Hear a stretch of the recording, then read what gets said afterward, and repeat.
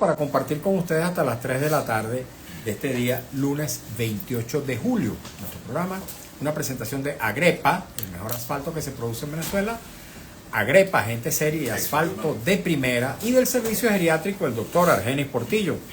Consulta previa cita por el teléfono 0414-309-0806. 0414-309-0806. Una nueva semana, un nuevo día.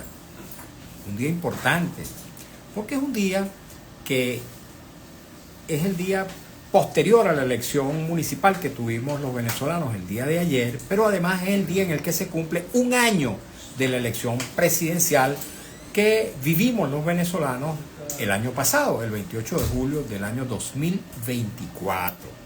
De modo que muchas cosas que tocar alrededor de ambas fechas o de esta circunstancia en la cual se conjugan estos dos elementos: la elección de ayer con sus resultados y el aniversario del 28 de julio, una fecha importantísima para los venezolanos que tuvo, por supuesto, un final controvertido, por llamarlo de alguna manera. Ya vamos a explicar en qué consiste esa controversia.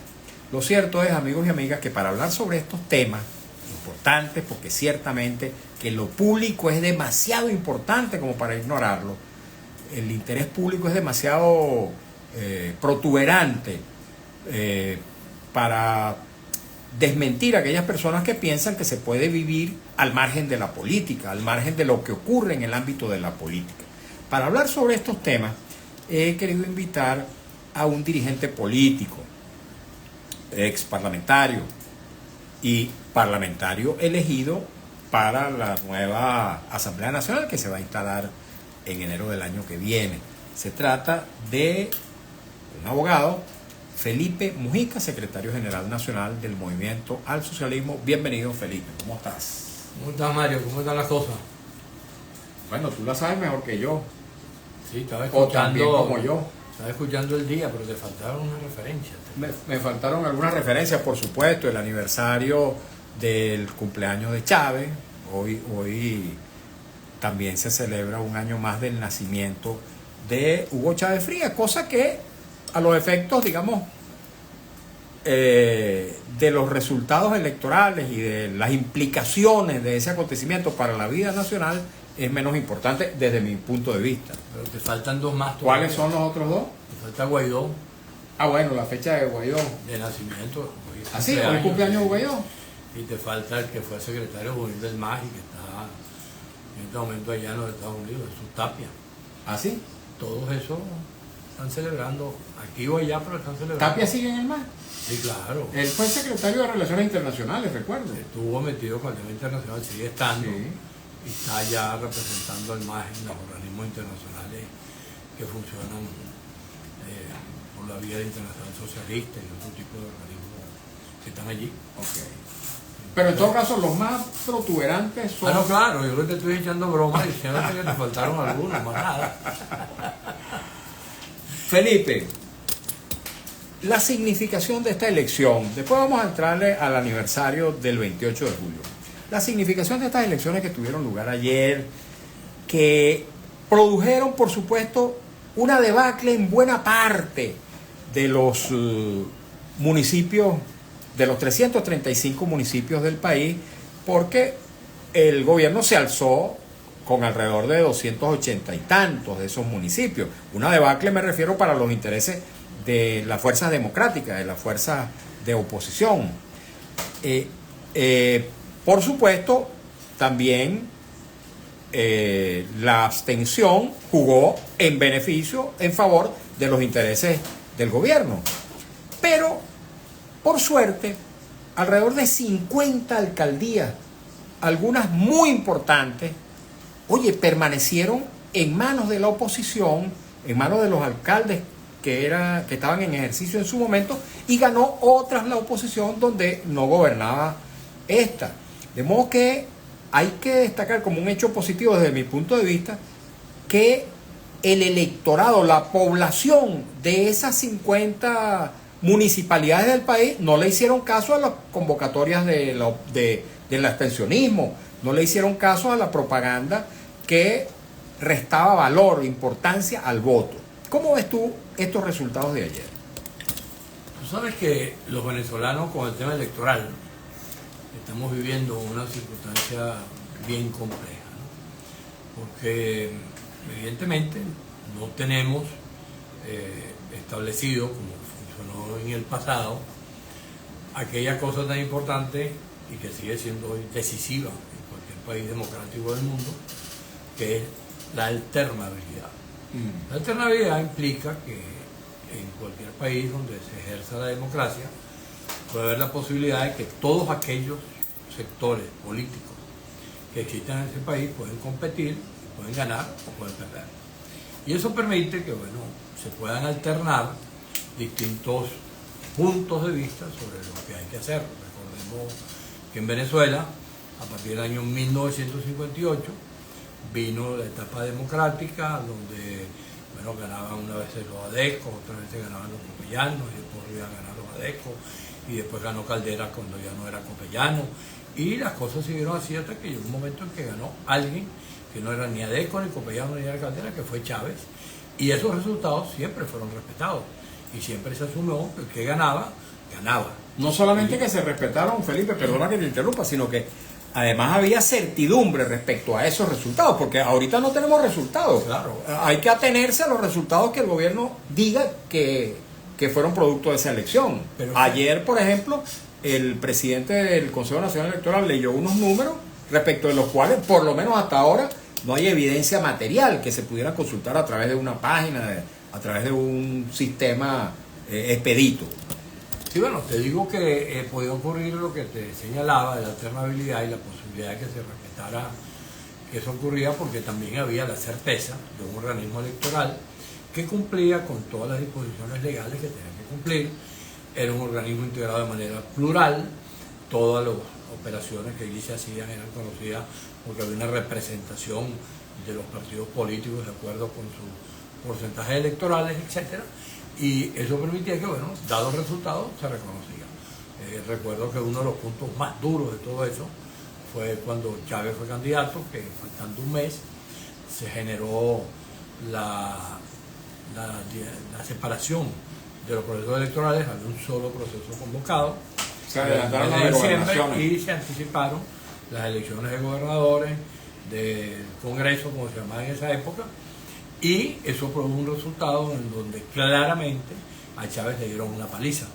Políticamente la lectura de eso estaba muy clara. Era propiciar eso para que Chávez declinara, no participara. Recuerda que también en aquella época, en el seno del chavismo, el abstencionismo era uno de los sentimientos más intensos que había. Bueno, y sin embargo, Chávez decidió participar, se produjo un resultado y todo el país reconoció el resultado que allí se dio en el contexto que se dio. Entonces, ¿qué es lo que pasa ahora?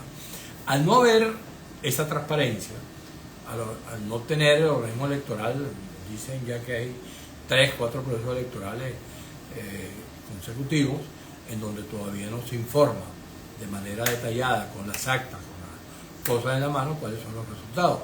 Entonces, ¿qué es lo que ocurre? La gente tiene que estar inventariando después qué pasó aquí, qué pasó allá, buscar contactos por aquí, contactos por allá, para tratar de aproximarse a lo que puede haber ocurrido.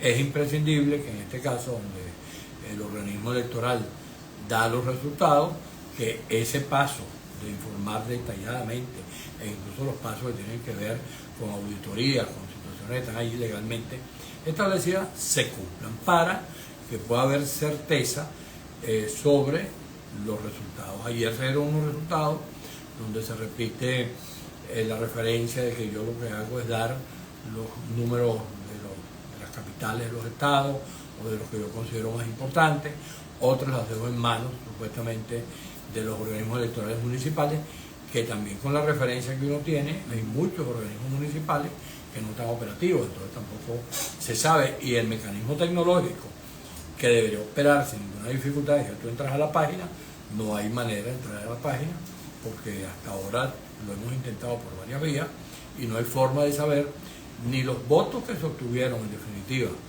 en cada municipio, ni se sabe tampoco los votos de los partidos, y tampoco se sabe cómo es la referencia con el tema de los concejales que también fueron electos. Entonces, por supuesto, todo eso crea un punto de incertidumbre que el único que tiene en sus manos resolverlo, y que ojalá lo pueda hacer como debe ser, es el organismo electoral. Porque mientras tanto surge toda la duda y toda la suspicacia y todas las incertidumbres sobre lo que está pasando. El organismo electoral debería decir simplemente: entren en la página, busquen al municipio tal, ahí va a aparecer cuál fue el resultado, cuánto se obtuvo.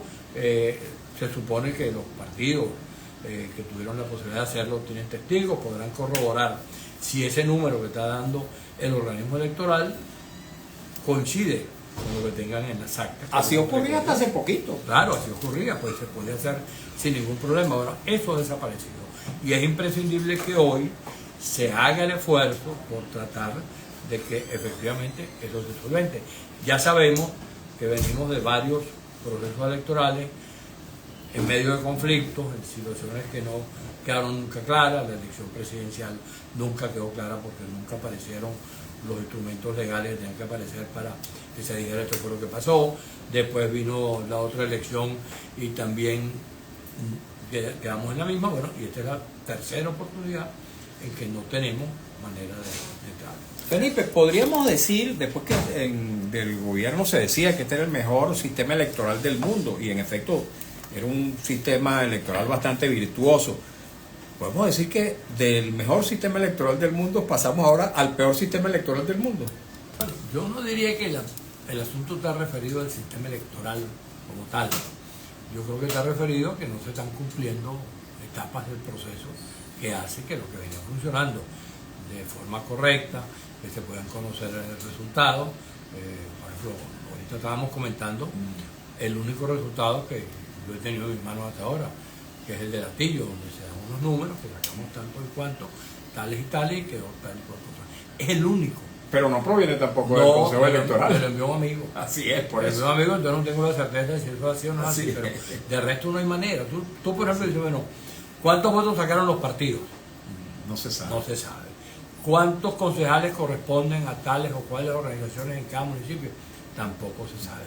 ¿Cuáles son los totales para poder saber cuáles fueron los alcaldes que ganaron? Tampoco se tiene. Entonces el organismo electoral, si quiere que todas estas dudas y toda esta incertidumbre desaparezca, debería rápidamente buscar la manera de subsanarlo, porque desde el punto de vista técnico, la manera en que se vota en Venezuela es absolutamente inobjetable a la hora de votar. Así es. Hay un problema distinto que están allí en discusión, que es, por ejemplo, lo que estábamos hablando sobre cuál es la referencia que se toma para estimar la participación.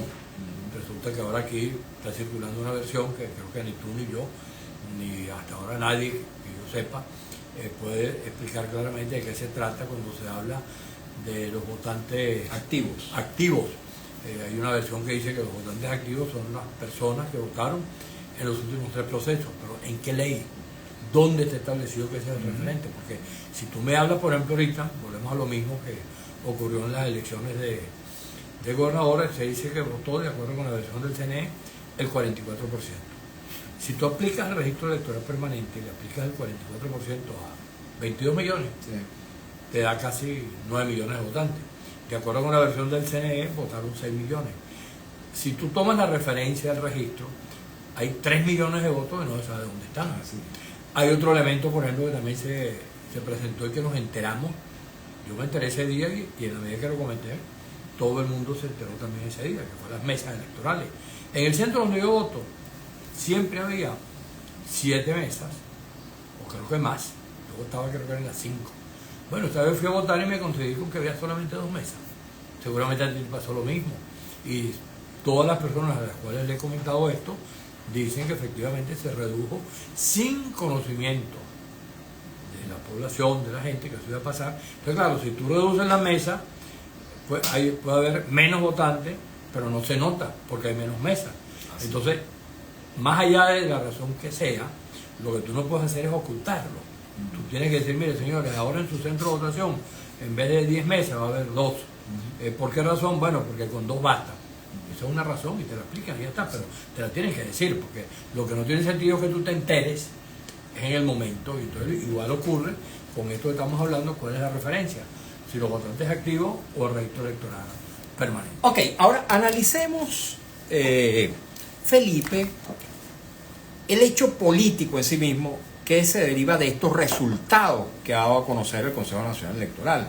Ciertamente, si es que efectivamente el gobierno obtuvo esas 285 alcaldías y la oposición obtuvo 50, ¿qué significación política tiene eso en el marco de este llamado a la abstención que finalmente causó su estrago, pero que también fue desatendido por buena parte del electorado? Yo creo que ya culminado este proceso electoral, viene ahora un balance sobre varias cosas. La primera que yo diría que hay que balancear es qué país tenemos ahorita. Pero ese resultado, ¿cómo lo lees tú? Bueno, es que a eso voy. Ajá. ¿Qué país tenemos? Tenemos un país donde está funcionando la democracia. Tenemos un país donde tenemos todas las garantías políticas para que las organizaciones políticas, sean del signo que sean, puedan existir. Ahí tenemos los partidos judicializados, que eso tiene una larga data ya. Entiendo que hay organizaciones políticas que pueden tener hasta 10 años que no tienen manera de dirimir ese problema por una sentencia del tribunal. Hay otras, como el caso del MAS, el caso del Puente, el caso de Unión y Progreso, y otras que les han retirado las tarjetas sin dar ninguna explicación legal. Entonces, ¿cómo queda desde el punto de vista del activismo político, de la acción política, que tiene que ver muchísimo con la posibilidad de la diversidad? Si yo estoy dispuesto a reconocer la diversidad, tengo que aceptar que haya partidos políticos distintos a los que yo tengo en el gobierno. Entonces, ese es un tema que tiene que ser discutido y dirimido. ¿A qué gobierno vamos? ¿Vamos a un gobierno más autoritario o menos autoritario? ¿Vamos a un gobierno que va a tomar como referencia los autoritarismos más intensos que hay en América, que sería el caso cubano, el caso de Nicaragua, y vamos entonces a tener que convivir en una situación muy complicada? ¿O el gobierno va a asumir claramente que lo que le conviene a Venezuela es que la democracia se ejerza plenamente, y vamos a 4 años donde no va a haber elecciones? Ahora, ¿se puede decir quién ganó y quién perdió desde el punto de vista político de este hecho? Sí, claro que se puede decir. Yo creo que está muy claro que gana el abstencionismo en términos de generar un resultado donde una mayoría le otorga a la minoría la posibilidad de cogerse todo. Entonces es una ganancia entre comillas, porque cuando yo decido no ir a votar, yo estoy renunciando a un derecho que si yo lo ejerzo plenamente, independientemente de todas las experiencias que puedan haber ocurrido en el pasado, yo puedo reclamar que se me respete el derecho. En este caso, hay una minoría que se coge de la manera que lo hemos comentado, con dudas sobre los números, sobre cuántos votaron, quiénes no votaron, pero es una minoría que se coge la mayoría de las alcaldías. Había la posibilidad clara de, si esa mayoría hubiera decidido participar, llamar a votar y dejar de utilizar el abstencionismo como mecanismo de combate, porque en verdad simplemente hasta ahora toda la experiencia que hay, todo el recorrido que se hace desde el año 2002 hasta acá en relación a cuáles han sido las conductas, y está claro que cada vez que se ha llamado la abstención, a la oposición le ha ido muy mal y al gobierno le ha ido muy bien. En el 2005 le fue como le fue, decidieron de buena a primera y de la noche, hasta ayer íbamos a participar y el día siguiente, por la razón X, un sector de la oposición decidió no participar y el gobierno se cogió toda la asamblea. Después vinieron otros procesos presidenciales, de gobernadores, de alcaldes, de parlamentarios también, donde se llamaba la abstención y simplemente lo que se hacía era que se perdían espacios y se perdían posibilidades y no había nada. Mientras eso pasaba, hubo 2 momentos electorales, el del 2015 y este del año pasado, la elección presidencial, donde claramente se vencieron 2 mayorías. Que después los sectores opositores no supimos, para hablar en primera persona, ¿qué hacer con eso? Bueno, es un problema distinto, pero eso no quiere decir que eso reivindica para nada abstenerse. No haber votado ayer, ¿a qué te conduce? Bueno, a cosas que están allí puestas. Por ejemplo, por ahí vi ya una declaración de uno de los líderes opositores, la que se dice que es la mayor líder opositora, diciendo que lo que viene es la lucha clandestina y que ya en Venezuela ya está constituido una manera de salir de este gobierno en los términos que ya se han dicho. Ahora, ¿para qué se hace eso? ¿Para qué se dice eso? ¿Para qué se sigue señalando ese tipo de referencias que lo que hacen es crear falsas expectativas, que ya venimos de vivir un largo periodo con todo lo que pasó con la presidencia encargada de Guaidó y en lo que eso terminó, porque vamos a repetir una cadena de errores similares? Entonces, aquí lo que en este momento hay que hacer frente a este hecho es tratar de producir una gran reflexión en el campo democrático que permita decir, bueno, señores, ¿cómo vamos a hacer para poder construir una alternativa para los venezolanos que pueda ser vista por los venezolanos, donde desaparezcan los intereses subalternos y lo que a mí me interesa, lo que le interesa al partido tal o al partido cual, sino que coloquemos los intereses de Venezuela en el centro del asunto y le podamos decir a los venezolanos que vamos a insistir en la lucha social, en las luchas al lado de los venezolanos que están padeciendo todo lo que están padeciendo, y que vamos a tratar de construir una solución política y democrática. Ok, vamos a leer algunos de los mensajes que nos llegan, que son bastantes, a través de nuestro Instagram, @MarioVillegas, para aderezar esta conversación y saber qué piensa la gente. Nelson siempre 52 dice, buenas tardes, saludos don Mario, cordial saludo. Y dice también Marrón Pedro José 6, dice, buenas tardes, Quijoteando. Querido colega William Echeverría, dice, el gran desmayador te saluda, un cordial saludo, William. Chirula 1954, buenas tardes. Bueno, muchos saludos que son bienvenidos, por supuesto, pero ya vamos a echarle a la profundidad de las cosas.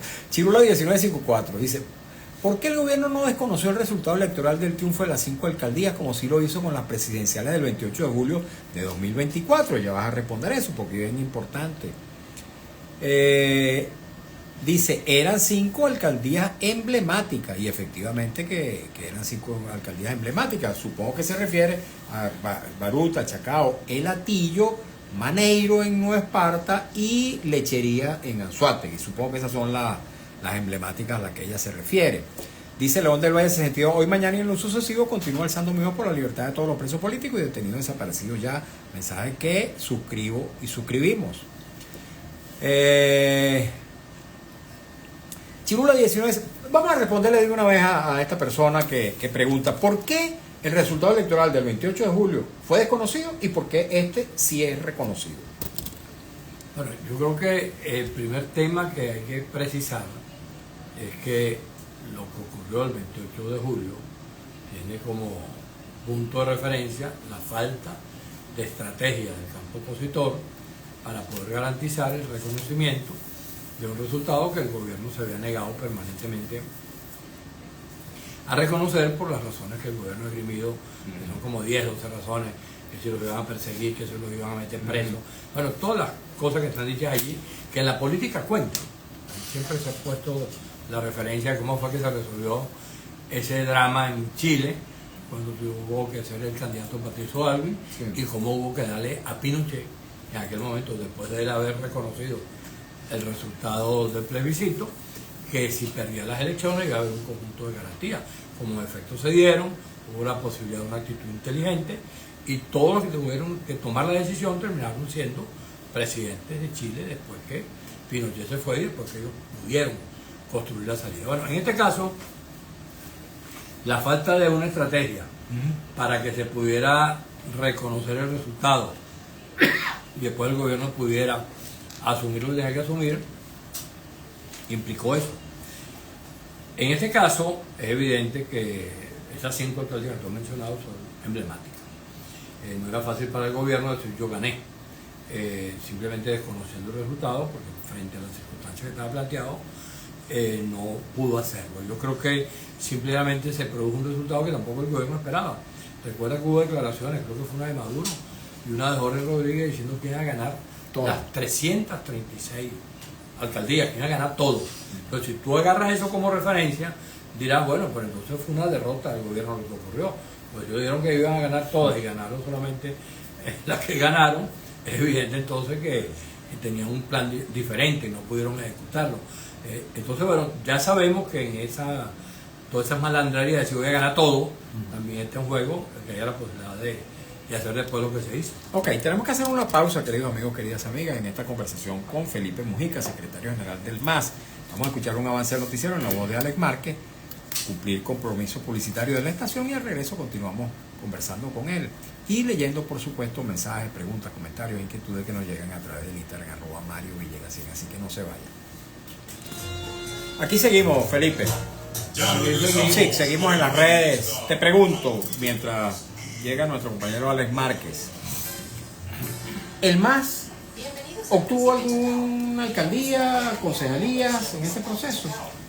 Eso lo estamos inventariando porque no vayas a pensar que lo que vale para una cosa no vale para la otra. Estamos diciendo que no conocemos los resultados de nada. Entonces en este momento no se sabe exactamente cuáles son los resultados de las alcaldías. Hay informaciones en varios estados cruzadas, de que se gana aquí, se gana allá, que el resultado tal, el resultado cual, pero nadie tiene los resultados. Ahí el MAS tiene la posibilidad entre los candidatos que habían postulado, a lo mejor de que quedan algunos alcaldes, no lo sabemos todavía.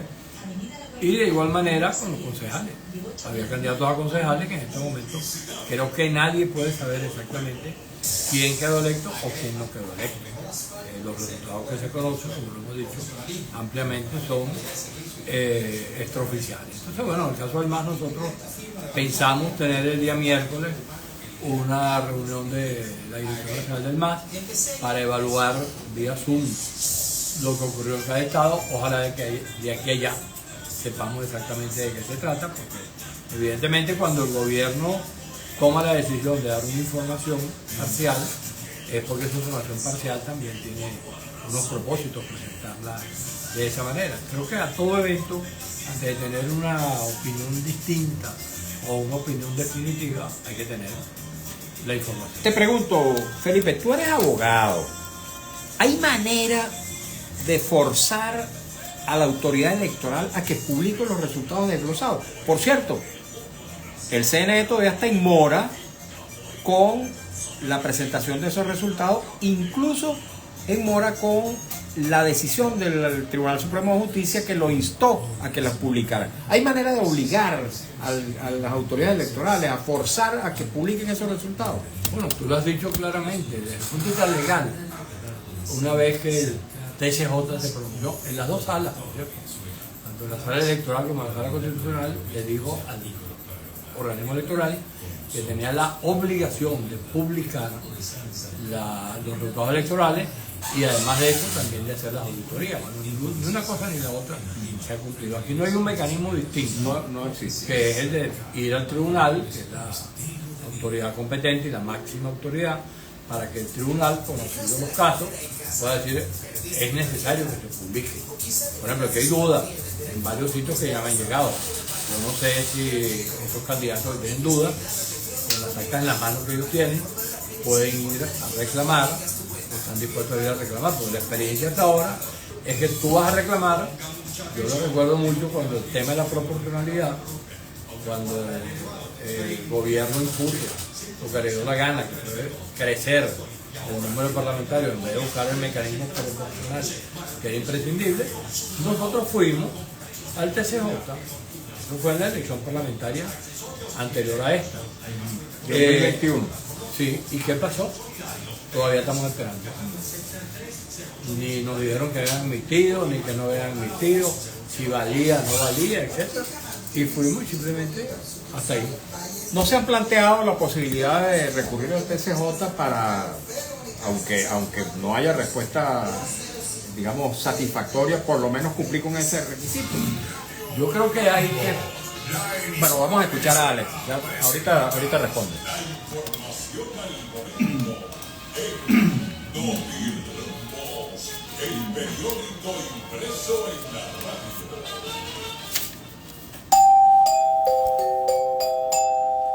Noticiero informa. Fernando Melena, alcalde electo del municipio de Latillo, destacó su trayectoria cercana a la comunidad y reafirmó que su gestión estará orientada a trabajar por y para los vecinos. Noticiero informa. El primer ministro israelí Benjamin Netanyahu reiteró hoy que Israel no cesará en su ofensiva sobre Gaza hasta cumplir sus dos principales objetivos: la eliminación de Hamas y el retorno de los rehenes israelíes que siguen en poder del grupo islamista en la franja. La contaminación sónica acabó con la paz y tranquilidad en la calle El Cementerio en La Vega. La alcaldía de Caracas, ni la alcaldía de Caracas, ni la PNB hacen nada por sus vecinos, informó Notirumbos. 2:32 minutos, hora Rumbos, la emisora de Venezuela. Informando y sonando, Radio Rumbo 670 AM, 75 años con Venezuela. Seguimos en buena hora por Radio Rumbo 670 AM, 75 años con Venezuela. Seguimos, amigos, en buena hora. Momento de hablarles del servicio geriátrico del doctor Argenis Portillo. Doctor Portillo, como siempre destaco, es un profesional de la geriatría, de la medicina, de una larga trayectoria, de un gran compromiso existencial con la salud de los adultos mayores. Es también médico intensivista, profesional de la medicina crítica y profesor de nuevos médicos, profesor de la Escuela de Medicina Vargas de la UCB y de la Academia Militar. Su consultorio está situado en la esquina de Las Cibarras, en la avenida Urdaneta, y presta también servicio domiciliario, en el caso de que el paciente o la paciente así lo requiera. Le invito a tomar nota de su número telefónico, que le puede resultar de suma utilidad. 0414-309-0806, 0414-309-0806. Dejaba una pregunta en el aire, a Felipe Mujica, nuestro invitado del día de hoy, si es que el MAS o alguna fuerza o las fuerzas democráticas pudieran plantearse la posibilidad de recurrir ante el TSJ o ante alguna instancia a exigir, a demandar que la autoridad electoral publique los resultados electorales de todos estos procesos municipales.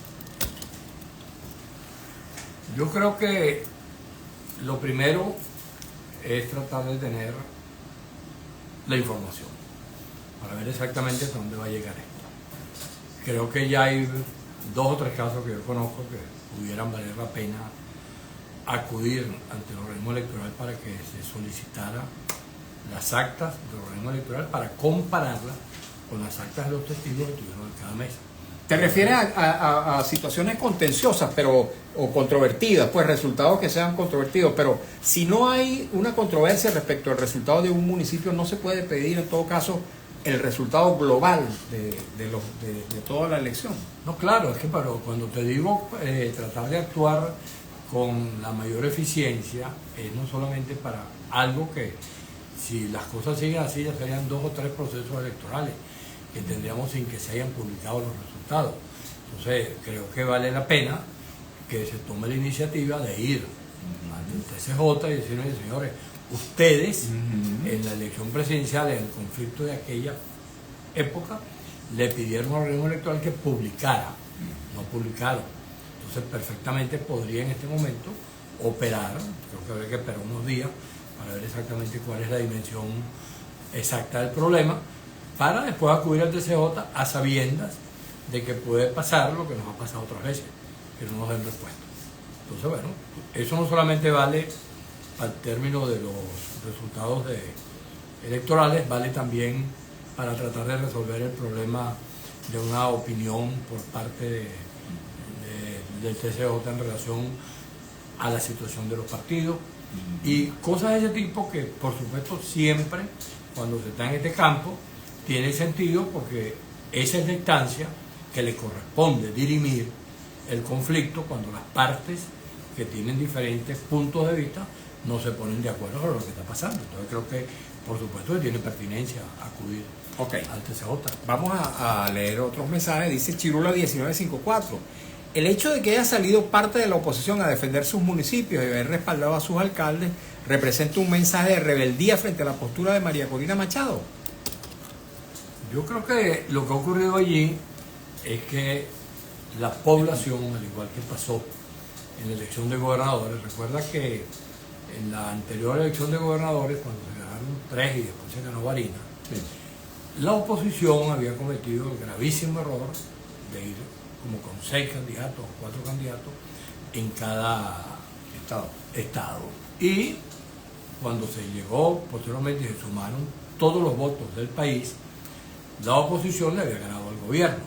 Y un detalle más acucioso todavía, que es que cuando se sumó el segundo con el tercero, en 17 estados se ganaban las gobernaciones, lo cual indicaba claramente que más allá de lo que la oposición hubiese hecho en aquel momento, hubo en 4 estados la decisión de los ciudadanos de ir a votar y de impedir que ganara el gobierno. ¿Por qué en el resto del país no ocurrió de esa manera? Bueno, por la división de la oposición, etc. Entonces, en este caso, ¿qué es lo que están haciendo los ciudadanos de los municipios que salieron a votar y ganaron? Bueno, demostrando que eso era posible y que esa línea tenía que haber sido, de alguna manera, si hubiese mantenido en todos los municipios, el resultado que tendríamos otros en este momento sería distinto. Siempre se dirá, bueno, pero es que el CNE no le iba a permitir que el gobierno, que para acá, que para allá. Bueno, esos son hechos políticos. Aquí nadie pensaba que el gobierno iba a permitir lo que ocurrió en el 2015. Tampoco nadie pensaba que llamando a votar hasta el último día, hace un año, se iba a producir el resultado electoral que se produjo. Bueno, en este caso hubo unos municipios donde los alcaldes, los partidos, porque también allí se entendió que era necesario ir juntos, no se cometieron errores, como por ejemplo el que hemos puesto de referencia en el caso de los Altos Mirandinos, en el caso del alcalde del que fue alcalde de Carrizal, donde se pierde precisamente porque surgen 2 candidaturas opositoras. Yo recuerdo que le dije a uno de los 2 candidatos, el segundo, le dije, mira, si son los 2, van a perder los 2. No, que yo le gano al otro, el mismo cuento de siempre. Bueno, el resultado fue que el que pretendió competir sacó una buena votación, pero no para ganar. Pero sí sirvió para que perdiera el alcalde que estaba allí en ejercicio. Hay que revisar en este momento en cuántos sitios pasó lo mismo, porque puede ser que buena parte de las alcaldías que se hayan perdido sea como consecuencia de algo que se sabía que estaba pasando, que era que la oposición buscaba más de un candidato como producto de los intereses personales, los intereses partidistas. Pero ya a estas alturas eso habría que evaluarlo para decirle a quienes pregunten qué pasó. Bueno, los ciudadanos asumieron una tarea, corrigieron los eventuales errores que pueden haber cometido los partidos políticos. Ocurrió en Barinas. Ocurrió en Barinas también en aquel momento cuando pasó lo que pasó y se recuperó la gobernación del estado de Barinas. Y ahí la referencia de que puede ser que los políticos nos equivoquemos, como ocurre en cualquier circunstancia de la vida, pero eso no tiene por qué trasladarse también a los ciudadanos. Los ciudadanos tienen la capacidad, si yo soy un político que digo, hay que abstenerse, y yo soy un ciudadano que sabe que eso no va para ninguna parte, yo como ciudadano puedo ayudar a que ese error que se está cometiendo sea enmendado por la vía de los hechos y se produzca una situación en la cual yo no me abstengo, sino que yo participo. Entonces eso creo que ha ocurrido en estos municipios de los cuales se está hablando, y es bien bueno que haya ocurrido, porque creo que además el hecho de haber ganado 50, 52 alcaldías en esta circunstancia en particular es un hecho que, si bien no era lo que debería ser, sin embargo tampoco se puede decir que es un resultado que no se debe respetar como tal. Ok, vamos a seguir leyendo otros mensajes que nos llegan.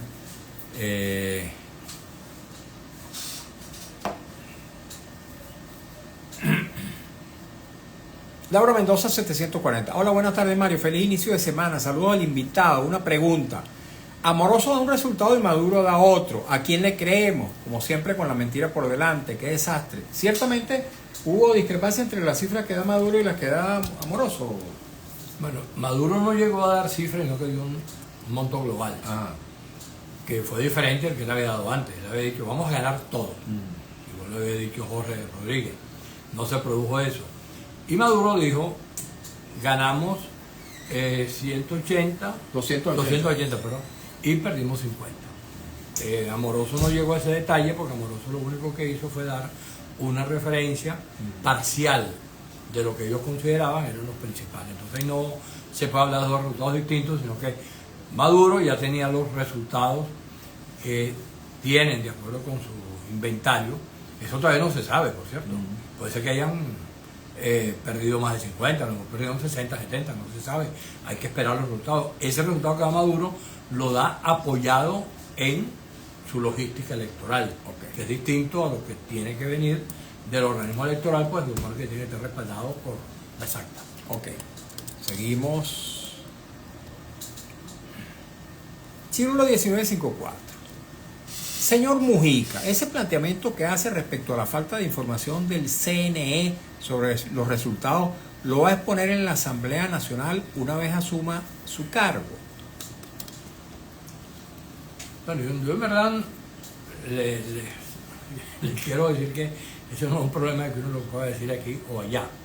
Simplemente ese es un hecho que hay que cumplir y hay que hacerlo. Además hay que esperar mucho para que No, y además para la Asamblea, imagínate. Eso es un derecho político de los ciudadanos venezolanos que no hay que esperar a tener. Por eso te digo, imagínate, demasiado tiempo. Si en aquel momento en la Asamblea se genera un debate sobre el tema electoral, habrá que decir todas las cosas que haya que decir. Pero creo que no hay ningún problema con eso en cuanto a que si llega el momento y hay que decirlo, o incluso hay que decir más cosas todavía, habrá que decir todo lo que hay que decir. No hay problema eso. Así es. Argeni Rafael Pérez Hernández, saludos Mario, desde aquí del 23 de enero, saludos a Mujica. Mario, si el candidato que ganó hay que dejarlo, ¿por qué para eso hizo una elección y solo vale los que votaron? El que no votó que se abstenga. No entiendo mucho el mensaje, pero... Nelson siempre 52, es una estrategia de largo plazo para seguir sumando abstención de la oposición en futuras elecciones y el CNE, que es una raya más para el tigre. Carlos BJ25, el CNE con la ilegalidad que está haciendo al esconder el escrutinio, acta y gaceta está promoviendo la abstención y sabemos que los rectores son y obedecen al PSV.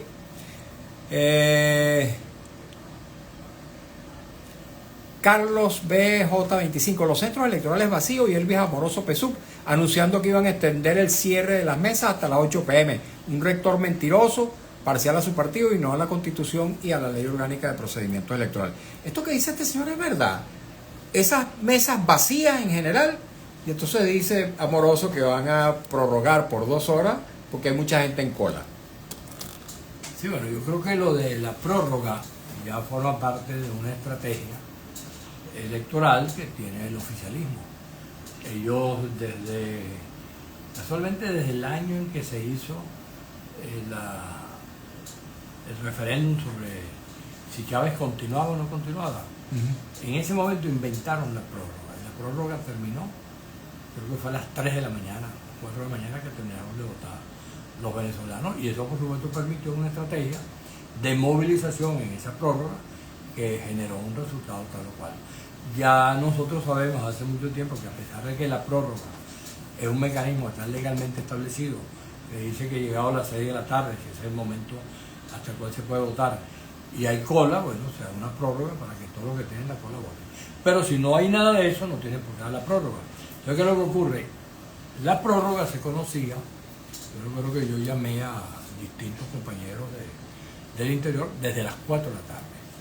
Antes de las 4 de la tarde, perdón, ya se conocía que iban a prorrogar. Iban a prorrogar a partir de las 6. Y, por supuesto, ya era una decisión política. Prorrogar para seguir viendo cualquier tipo de circunstancia que ellos tuvieran que manejar en medio de esos mecanismos de lo que significa la prórroga, porque sabemos que aquí hay, con todo el esfuerzo que se haga, hay escenarios donde es muy difícil que lleguen los testigos y donde esos testigos no están, entonces por supuesto hay cualquier cantidad de versiones sobre lo que pudiera ocurrir. Entonces creo que efectivamente las dudas tienen sentido porque todo el mundo, yo fui a votar, yo voté en 30 segundos. Cuando yo fui a votar en mi centro de votación había 4 personas, 2 que estaban allá y 2 que estábamos de este lado. Eran todos los que estábamos votando a las 11 de la mañana, que fue la hora en que yo voté. Entonces, por supuesto, eso lo vio todo el mundo sabe que hubo un nivel de participación bajo. Eso no tiene nada que ver con las cifras que da el CNE, porque sabemos que allí siempre vienen las contradicciones y precisamente por eso hay que insistir que entreguen las actas, que es el instrumento. Ok. Felipe, el 28 de julio se cumple un año de la elección presidencial, esa controvertida elección presidencial. Te pregunto, ¿qué se puede esperar de ese aniversario que hoy se cumple? ¿Qué hecho político, qué significación, qué consecuencias puede traer para la realidad venezolana este aniversario? ¿Qué cambio en la vida política? ¿Hay posibilidades de que se produzcan negociaciones o decisiones políticas que puedan de algún modo conducir a una transición hacia un cambio democrático? Yo creo que estamos en presencia de lo que de una manera sencilla se puede conceptualizar, que es que lo que ocurrió hace un año es una factura que está pendiente. Tú debes,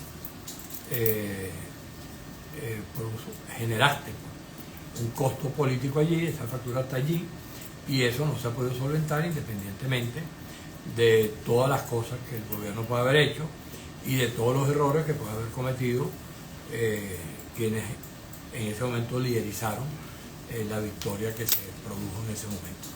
Está claro que, si esto, como ya lo comentamos, si se hubiesen manejado las cosas de otra manera, bueno, se hubiera dado un resultado electoral, al gobierno le hubiera quedado más remedio que reconocer, se hubiera dado la transición pacífica que se da en esos casos y simplemente el mecanismo de la alternabilidad hubiera operado. Pero ya sabemos por qué eso no operó y no había ninguna estrategia para que pudiera operar en ese contexto.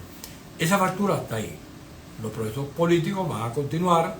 El gobierno debería, si es lo que ellos tienen en la cabeza, diseñar unos mecanismos que permitieran que en el país se le fuese bajando dos, como dicen los muchachos ahora, al tema de las libertades democráticas. Por ejemplo, los presos políticos, el gobierno debería buscar la manera de hacer lo que hizo Caldera por allá, cuando el comunismo venía de la lucha armada y vino la paz democrática y vino toda la pacificación del país, y lo que hizo después con Chávez, porque Caldera lo hizo en dos oportunidades.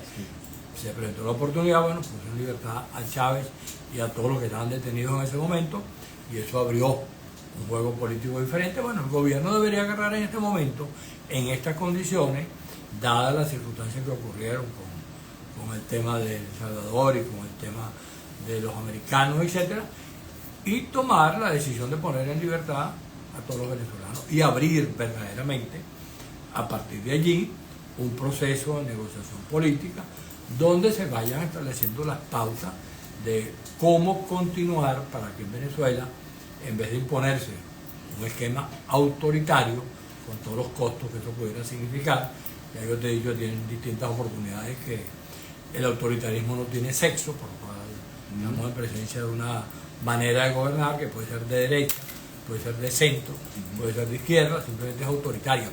Cuando uno le pregunta a cualquiera, bueno, Fidel Castro era de izquierda o de derecha, Stalin era de izquierda o de derecha, Pinochet de izquierda o de derecha, un gobierno autoritario, o el caso de Ortega en Nicaragua, y son gobiernos autoritarios de cualquier signo. Entonces, ¿qué es lo que ocurre? Aquí en Venezuela tenemos un gobierno autoritario que cree que hay todo un plan, y eso forma parte de la narrativa, un plan para tumbarlo, para salir de ellos, para meterlos presos, para no sé qué diablo, y entonces se la pasan repitiendo eso a cada momento.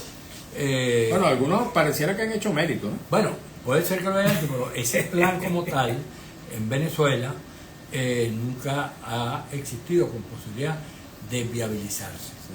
Nunca se ha dado de esa manera. Se han cometido otros errores más graves desde el punto de vista de la política, pero creo que aquí nadie tenía previsto agarrar a las Fuerzas Armadas y sustituirlas por otras, o agarrar a los quienes están en el gobierno y meterlos presos. Por eso no es posible en medio de una salida política que implique soluciones democráticas. Fíjate, Felipe, nos quedan 4 minuticos.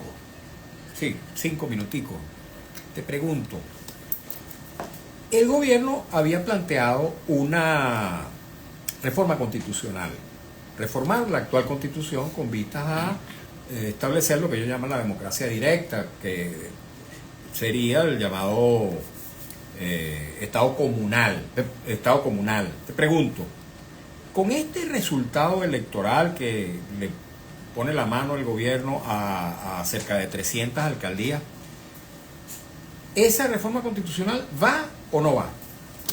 Bueno, yo creo que el gobierno, al igual que lo estamos haciendo tú y yo acá, tiene que generar algún tipo de balance de lo que ocurrió desde el punto de vista electoral. El hecho de que yo gane más alcaldías no me va a implicar que yo tenga tal o cual resultado sobre un tema que todavía no se sabe qué es lo que ellos quieren hacer. Y esto tiene absolutamente pertinencia cuando tú lo ves, por ejemplo, en el año 2007. Chávez venía de ganar la presidencia de la República, tenía el control total de la Asamblea, habían hecho cualquier cantidad de barbaridades a partir del 2005. Decidieron ir a la reforma constitucional.